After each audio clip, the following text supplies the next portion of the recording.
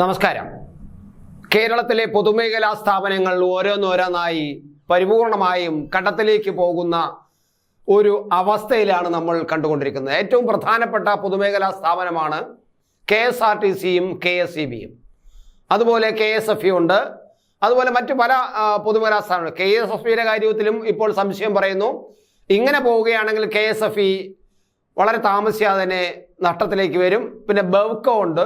ബെവ്കോയും ഏറ്റവും അധികം മദ്യവിൽപ്പനയിൽ വളരെ മുന്നിൽ നിൽക്കുന്ന ഒരു സ്ഥാപനമാണ്, ഒരു പൊതുമേഖലാ സ്ഥാപനം. പക്ഷേ അതും മദ്യവിൽപ്പന ക്രമേണ കുറഞ്ഞു വരുന്നുവെന്നും അതുകൊണ്ട് വലിയ നേട്ടം ഉണ്ടാക്കാൻ കഴിയുന്നില്ല എന്നും ഉള്ള വിവരങ്ങൾ വരുന്നുണ്ട്.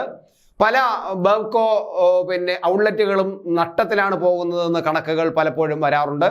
അങ്ങനെ നമ്മൾ നോക്കിക്കഴിഞ്ഞാൽ കേരളത്തിലെ പ്രധാനപ്പെട്ട പൊതുമേഖലാ സ്ഥാപനങ്ങളെല്ലാം തന്നെ നഷ്ടത്തിലേക്ക് പോകുന്ന കാഴ്ചയാണ്. ഇതെന്തുകൊണ്ടാണ് എന്ന് നമ്മൾ പലപ്പോഴും ചിന്തിച്ചിട്ടുണ്ട്. ഏറ്റവും പ്രധാനം ഗവൺമെന്റിന്റെ ഇടപെടലാണ്.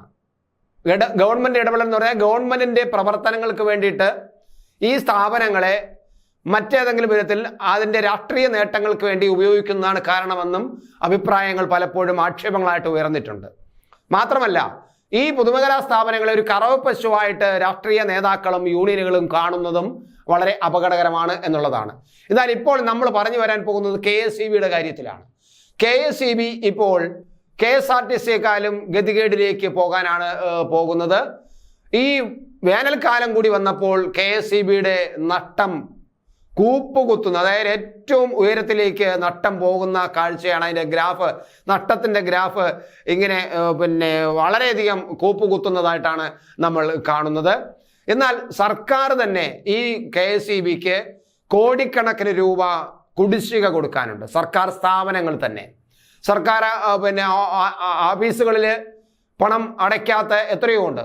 ഈ അടുത്ത കാലത്ത് കൊച്ചിയിൽ 2-3 കളക്ട്രേറ്റുകളിൽ അവിടെ ഫീസ് ഊരിയതും കളക്ട്രേറ്റ് പ്രവർത്തനക്ഷമമല്ലാതെ അവിടുത്തെ ജീവനക്കാർക്ക് ജോലി ചെയ്യാൻ കഴിയാതിരുന്നതും പിന്നീട് എത്രയും നേരത്തെ അടയ്ക്കാമെന്ന് പറഞ്ഞ് കളക്ടർ വന്ന് സംസാരിക്കുക. അങ്ങനെ കളക്ടർ ഓഫീസ് അല്ലെങ്കിൽ കളക്ട്രേറ്റിൽ വീണ്ടും ഫീസ് ഇട്ട് അവിടെ കറണ്ട് വൈദ്യുതി കൊടുത്തതൊക്കെ നമ്മൾ വാർത്തകളിൽ നിറച്ചതാണ്.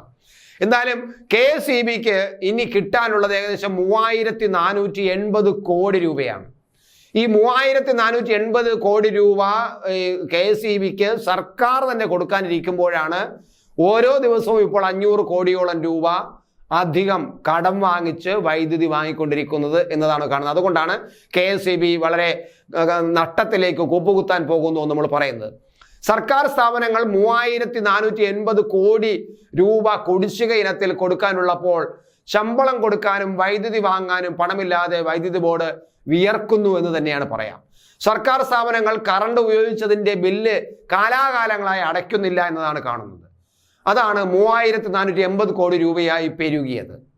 ജല അതോറിറ്റി മാത്രം 2400 കോടി രൂപ കൊടുക്കാനുള്ളപ്പോൾ സ്ഥിതി എത്ര രൂക്ഷമെന്ന് നമുക്ക് മനസ്സിലാക്കേണ്ടതാണ്. കൂടിയ വിലയ്ക്ക് വൈദ്യുതി വാങ്ങുന്നതാണ് ബോർഡിന്റെ പ്രധാനമായും പ്രതിസന്ധിയാക്കുന്നത്. ഈ ഏപ്രിൽ മാസം വരെ വൈദ്യുതി വാങ്ങാൻ ശമ്പളം കൊടുക്കാനുമായി 500 കോടി രൂപ ഉടൻ കടമെടുക്കാനുള്ള ശ്രമത്തിലാണ് ബോർഡ്. ജീവനക്കാർക്ക് പല മടങ്ങ് ശമ്പള വർധന വരുത്തിയതും ബോർഡിന്റെ നടുവൊടിച്ചതിന്റെ കാരണങ്ങളിലൊന്നാണ്. യാതൊരു തത്വദീക്ഷയും ഇല്ലേതാണ് ഈ KSEB ജീവനക്കാർക്ക് ശമ്പള വർധന നടത്തിയത് എന്നത്. യൂണിയനുകളുടെ താല്പര്യത്തിന് വേണ്ടി മാത്രമാണ് ശമ്പള വർധന നടത്തിയത്. അതുകൊണ്ട് തന്നെ പലപ്പോഴും ശമ്പളം കൊടുക്കാൻ കഴിയാത്ത അവസ്ഥയിൽ ഇപ്പോൾ കടമെടുക്കുകയാണ്. ശമ്പള വർധന കണ്ട് തങ്ങൾ പോലും അന്തം വിട്ടുപോയി എന്നാണ് ഡെപ്യൂട്ടി ചീഫ് എഞ്ചിനീയറും ഒരിക്കൽ പറഞ്ഞത്. ആ തരത്തിലാണ് KSEBയുടെ പോക്ക്.